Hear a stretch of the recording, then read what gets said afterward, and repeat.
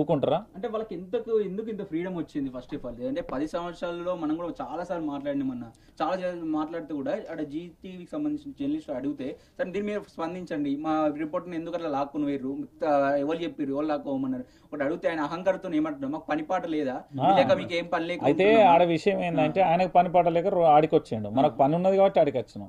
మనం స్టూడియోలో ఉండేటోళ్ళం కాదు కదా, ఆయన స్టేషన్ లో ఉండాలి ఫస్ట్. ఆయన రోడ్ల మీదకి వచ్చిండు.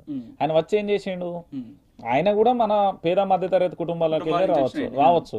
ఆయనకి ఏమైతుంది, ఆయన ఉన్నా లేకున్నా పని చేసినా చేయకుండా జీతం వస్తుంది. మనకు జీతాల గురించి ఆలోచించాం కదా, మన బతుకులేంది పేద మధ్య తరగతి కుటుంబాల కోసం పనిచేస్తాం. ఎక్కడ కష్టం ఉంటే అక్కడికి పోతాం. వాళ్ళ అహంకారంతో వాళ్ళది తిన్నది అది అరగాలి కదా, మనది తినడానికి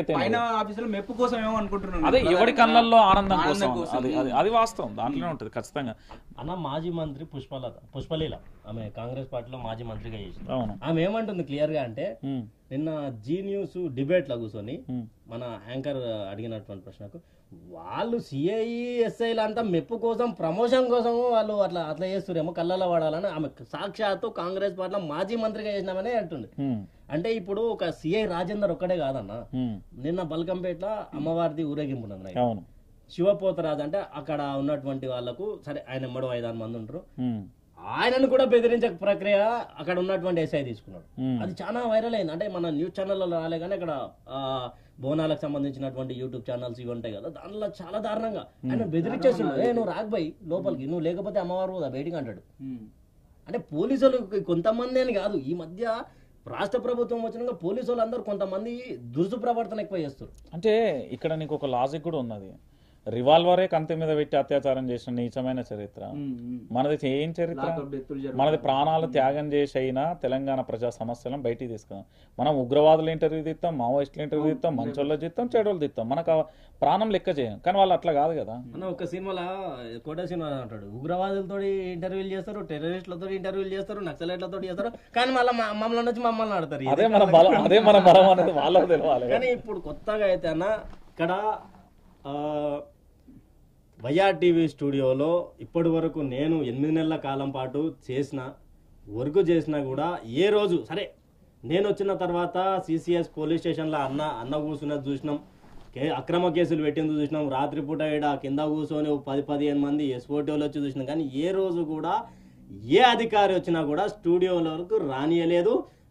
పోలీసు వాళ్ళు డేర్ చేయలేదు ఫస్ట్ స్టూడియోలోకి వచ్చి బూట్లు వేసుకొని. ఈ రోజు ఆన్ ద లైవ్ మళ్ళా సరే రికార్డ్ చేసినాము, మేమేదో వాళ్ళ మీద బురద చల్లుతున్నామని కాదు, పోలీసు అధికారి షూస్ వేసుకొని లోపలికి వస్తే మా అధికారి చెప్పిండు అంటున్నాం. ఏ అధికారి వస్తున్నాడు? ఇప్పటి వరకు రానటువంటి అధికారి ఎవరు? పోలీసు వాళ్ళు ఏమో అక్కడ పోతురాజులను ఆపుతారు, ఇక్కడ జర్నలిస్టుల మీద దాడులు చేస్తారు, అక్కడ డిఎస్ అభ్యర్థులు కుక్కల కంటే హీనంగా తీసుకుపోతా ఉన్నారన్న.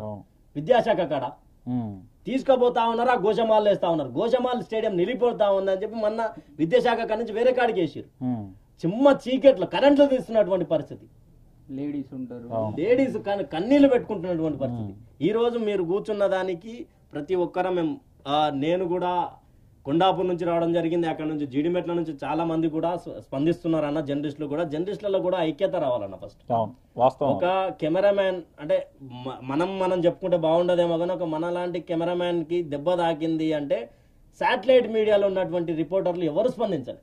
గాంధీ హాస్పిటల్ కాడ పాయింట్ బ్లాంక్ సంబంధించిన కెమెరామెన్ సంబంధిస్తే యూట్యూబర్ పోయారు అంతే, ఎందుకంటే ఏ ఒక్క ఛానల్ కవర్ చేయాలి. అదే జీ తెలుగుకు సంబంధించినటువంటి సరే మనం స్పందిస్తున్నాం, కొట్లాడుతున్నాం దాని మీద, కానీ ప్రతి ఒక్క రిపోర్టర్ని అనేటోళ్ళు పోలీసు వాళ్ళు గుర్తించాలి.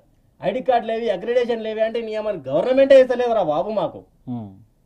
దీని మీద మీరు బలంగా మీతో పాటు మేము కూర్చోవడానికి ఆమరణ నిరాదీక్ష చేస్తుంటే మీతో పాటు మేము కూర్చోవడానికి సిద్ధమై ఉన్నాం. కాకపోతే ఇక్కడ రాష్ట్ర డీజీపీ సదరు ఆఫీసర్, రాష్ట్ర డీజీపీ కాదన్న, రోజు పొద్దుగా లేసి సాయంత్రం వరకు మారిపోతారు, వీళ్ళు బదిలీలు అవుతారు, కొత్త వస్తారు.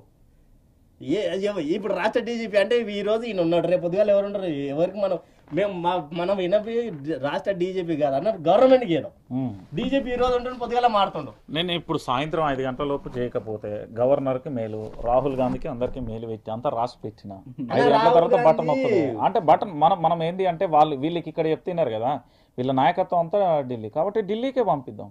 సో ఆ ఢిల్లీ వాడు ఏమన్నా వీళ్ళకి ఏమన్నా బ్లెస్సింగ్స్ ఇస్తాడా లేకపోతే సపరేట్ కూకుంటాడా?